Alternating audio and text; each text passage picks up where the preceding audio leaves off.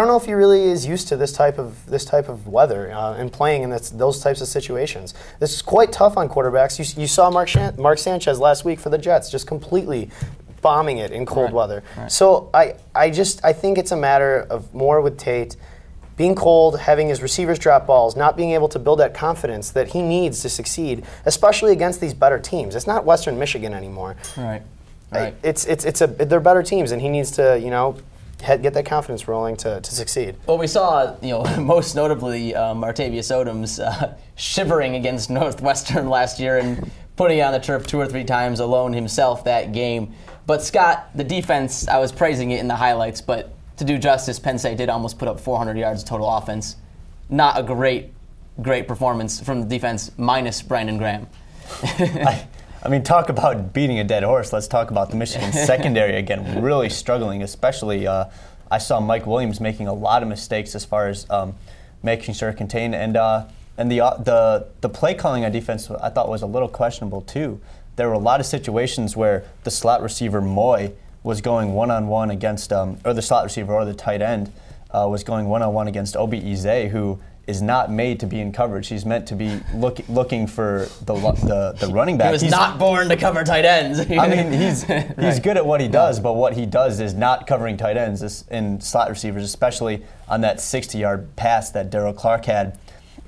I don't know what the safeties were doing. They were where they were supposed to be as far as the play was called.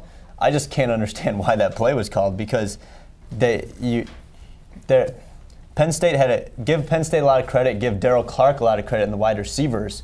They executed the plays well, and Darryl Clark said, this was a quote from Darryl Clark after the game, he said, I knew what they were going to do because they weren't switching up the packages, so Darryl Clark would see the offense, see the defense know exactly what to do with the football, and they carved a hole through Michigan's secondary. And I mean, to build on that somewhat, going into the season, a lot of people talked about, Robinson's new scheme and hopefully switching it up and putting in more blitz packages than ever before, but I just don't see that as working. Right. Well, what analogy I draw is the Michigan defense in this first year under Greg Robinson is at a similar point where the Michigan offense was last year in its first year under Rich Rodriguez. A very basic defense. It seems like the defensive line is getting good enough pressure, but Greg Robinson does feel the need to blitz everyone and their mothers on third down, and that's really exposing the team. Yeah. Well, talking about also some bad judgments, perhaps, depending on who you are, Bill Martin announced this week that he was going to resign. We see footage of a beautiful night game there. And Lloyd Carr and Bill Martin were both ideologically, principally opposed to night games, and now, both those guys are gone. Rich Rodriguez, big fan of night games at West Virginia. Would you like night games, Andy? And if so, in what form? I would not mind seeing a night game or two on the schedule. But to be honest, I don't think it's going to happen. I just see there's a lot of traditionalists here at this school. You notice there's the stadium crew and everyone is getting a lot of slack for the decision to start playing music over the loudspeakers. Sending the band into exile essentially, and I just see the night game type thing as the same mentality. People are going to be upset, and maybe if they try it for a year or two, I don't know if it's going to fly. And I don't think Rich Rod quite has enough influence to change those opinions. Well, when I see this issue, Scott, I see perhaps an early season when it's warm night game and a tradition thing. Perhaps Notre Dame is always a night game at the Big House, but do you agree with some liberalization of the traditional opinion on this matter? I think it'll happen once, because I think you're right. Rich Rodriguez has been proven to be a very big fan of the night game, so I think it'll happen once or twice in a 10-year span. It's not going to happen very often, though. Once or twice in the next 10 years. Well, I mean, so you're on basically the same page. Iowa and Kinnick Stadium, they played that night game against Michigan, but it doesn't happen very often. So maybe if they get into a situation like that, yeah. Right. All right. Well, we have to go to commercial break. We're running behind. When we come back, we'll talk about Iowa and their terrific finish against Michigan State. Welcome How's everyone going? To Varsity Blue.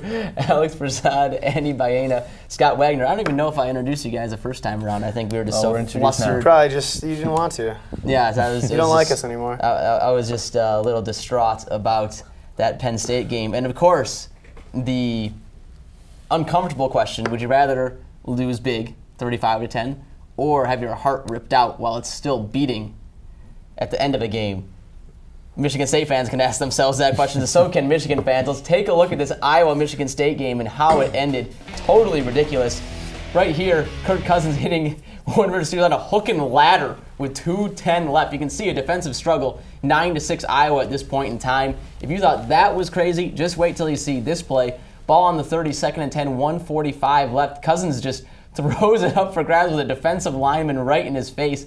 Blair White catches it. Pandemonium in East Lansing with 1:37 left. But wait, there's more. Ricky Stanzik looking downfield, finds Darryl Johnson right there down to the 15. You can see 29 seconds left at this point in time. Iowa without any timeouts. Here, 4th and goal, 2 seconds left. That's Marvin McNutt, Iowa's leading receiver. Touchdown Iowa with no time left. They win in East Lansing 15-13, guys. And we'll take a look at the Big Ten standings in just a moment. Profound, obviously, for Iowa to stay undefeated here. We'll start with you, Scott. I had said last week that Michigan State had a decent shot at the Rose Bowl had they won this game. Obviously now Iowa has clear sailing with one exception, Ohio State. Yeah, and even if they lose to Ohio State, they still could very easily make it to the Big Ten to win the Big Ten title. Iowa's just having one of those years. They just keep winning games that you don't expect them to win. And, sometimes these things just happen. And you look at it, the only game you would really expect them to have a chance to lose even would be at Ohio State in a couple weeks. But even so, you're looking at 11-1 season. It's just one of those years. They're just getting lucky in some senses. Close They're games good too, against Arkansas State, close game against Northern against Iowa. Michigan, I think that belongs. Against Michigan. Well, right, but the point is, even against bad teams, this Iowa team, which is on top of the Big Ten standings, they just pull it off somehow. I mean, you look at this game, I don't think they deserve to win necessarily. It takes Stanzi playing out of his mind on that last drive when basically the entire game, I mean, his bottom stat line was 11 for 27, 138 yards and that touchdown. So you're talking before that drive started, well, I don't even know what his stat line was, but it couldn't have been very impressive. Right. And you see that just throw up in the air with the Iowa secondary letting Blair White, of all people, come down with it, the 5'2", white guy. It was ridiculous.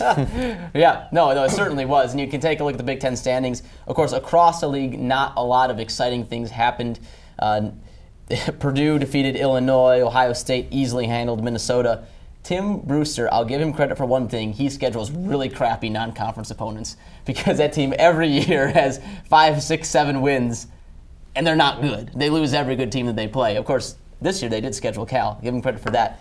And looking ahead, they do have USC with a home-and-home coming up, so maybe that's changing. But so far, at least, Tim Brewster, strength of schedule, I'm shaking my fist at you.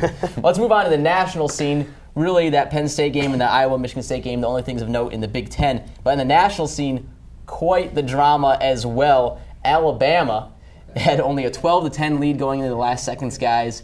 Blocks a Tennessee field goal at the end to win it, and to win, you'll see it right here, 12-10 instead of a 13-12 loss. Good old SEC football. Also, BYU just laid an egg in their primetime game against TCU, 38-7. The Horned Frogs came out on top. And then USC had a close game against Oregon State, came out ahead on that one, 42-36.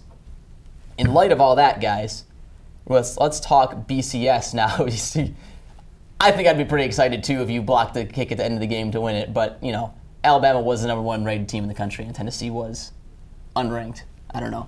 But Alabama number 1 according to voters, but not according to computers. Florida number 1 in the BCS, and we're going to take a look at those standings in just a second, guys. But we got 3 undefeateds, Alabama, Florida, Texas at the top, and then some very interesting things. But first, at this point, in light of Florida's struggles against Mississippi State, which they did struggle, they won by about 10 points, but that was an ugly game, and Alabama's struggles against Tennessee, Andy, who do you think really deserves to be number 1 at this point in the season? Or which team do you think would win in the inevitable SEC championship game? I'm going to take Alabama here. This is something I've kind of been sticking with Florida all year, but something about this game and Mount Cody blocking the 2 field goals in the fourth quarter to overcome Tennessee. I mean, Florida struggled with Tennessee. I don't see a ton of differences there as far as skill level goes. They both have pretty good defense.